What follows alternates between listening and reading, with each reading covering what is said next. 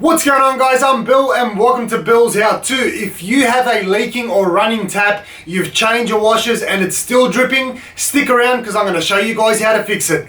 Let's do this. Alright guys, so before we get into a real life demonstration of how to fix this problem, what I wanted to show you is what's actually behind the wall. We've got here our cold tap, hot tap, and also the spout where the water comes out from. The reason why I wanted to show you this is most people don't tend to know what's going on behind the wall, and it can look a little bit scary and intimidating at first, so I wanted to get that out of the way. So like I said, cold, hot, spout. Usually all you'll see is just the tap on the outside. So if we thread this back on, this here's got the spindle and the tap. That's all you're going to actually see. So from the outside, this will be all tiled over and you can only actually see the tap. So in my last video, I showed you guys how to replace the washer if you've got a leaking tap. If you've replaced the washer and it's still leaking, that means you've got a problem with the seat. So if we have a look down the side here, or down inside once this decides to focus, so that brass ring that we can see right down the back here, all the way down there, that's called a seat. What tends to happen is if you've replaced the washer, as we did in the last video, like this one here, what tends to happen is if it doesn't seal anymore, that means you've got a problem with your seat. It could be a built-up of grime on there. It could be the surface isn't smooth anymore because it's been chipped, it's got some damage in there. Whatever the case may be, what we're going to do today is I'm going to show you guys how to fix that by using a reseating tool. So this tool here allows you to resurface the seat inside here so that we've got a perfect seal every time.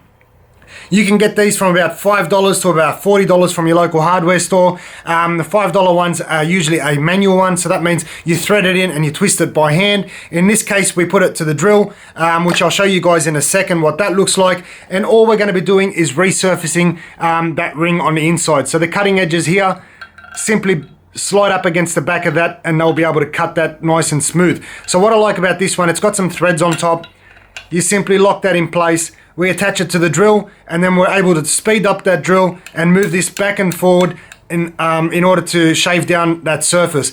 What I really like about this is that because it's got this locking mechanism on here, you'll get a perfect cut every single time. It'll shave it down perfectly. You won't have to worry about drilling on an angle or getting that 100% level. This does all the work for you. So I just wanted to show you guys what this looks like before we actually get started. So these are the taps that we're working on. As you can tell, after turning off the taps, the shower still leaks. So the first thing we need to do is shut off the main water supply. Once that's all done, we can start removing the tapware as we did in the previous video. So starting off with that outer cap, using an adjustable wrench, we're just going to turn that over to the left, remove the taps and also the cover plate, and we're going to remove both at the same time. So both the hot and the cold, just repeating the process.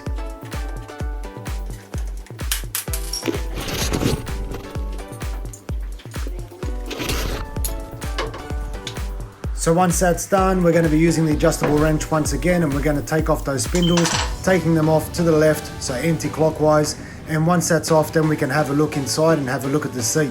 So if you notice, the seat is actually completely black in this case. Remembering from the previous clip, they're supposed to be brass. So we can tell here this one here's had a lot of wear on it. So what we're going to use is the reseating tool and we're going to clean this surface up. So once again, this here is the reseating tool. We're just going to attach that to the drill and we're going to clean this section out.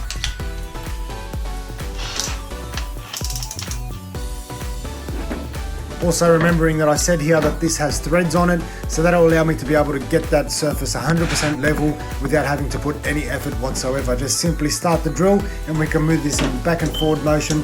Doesn't take too long, should be just about 5 to 10 seconds and that'll clean it up perfect.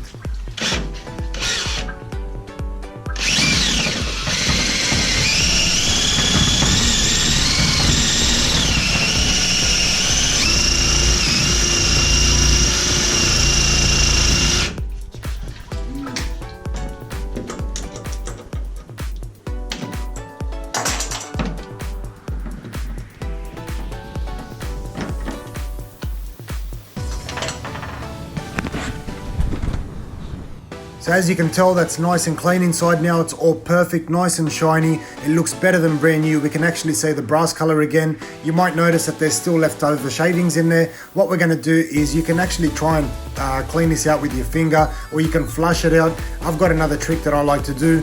what I do is I put the spindle in an open position, so returning that over to the left, making sure that the washer is completely retracted, and then I put my spindle back into position. So that prevents the washer from pressing up against those shavings and getting them stuck in the actual seal itself. I'll leave it in the open position, and later on I'm actually going to take off the shower head and then I'm going to flush it straight through the whole system that way. So once again, returning all my hardware, the cover plate, the spring, everything's going straight back on top, and then we're going to clean out the top one.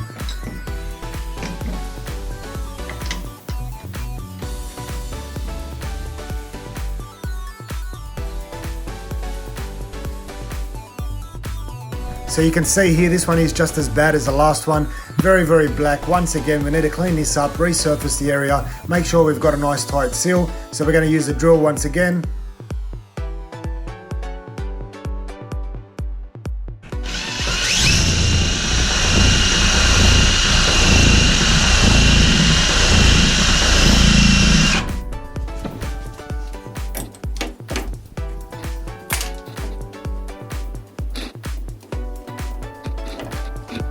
So once we're done, that's the finished product. You can see the seat looks better than brand new once again, completely shiny and resurfaced. So remembering once again to make sure that the spindle's in the open position, so turn that over to the left, make sure the washer's completely retracted, and then we're going to install the spindle.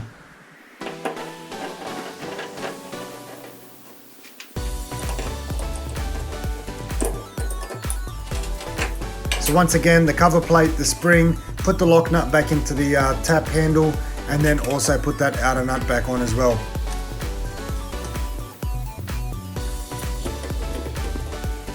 So this is the part that I was telling you guys about, so just make sure you take off that shower head, otherwise the shavings are all going to get blocked in the shower head. So what we're going to do is just simply turn on the main water again and flush that completely through.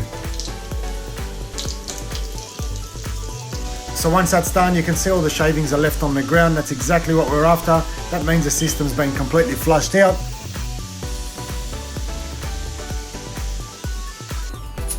Then we can just return that shower head and put everything to the test. So just turn on the water.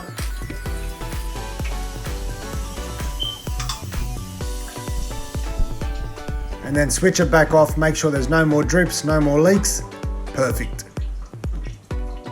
So there you have it, guys. That's how to fix a leaking or dripping tap using the reseating tool. Hopefully you guys have enjoyed the video. As always, like, comment and subscribe. Until next time, I'm Bill. Thanks for watching Billshowto.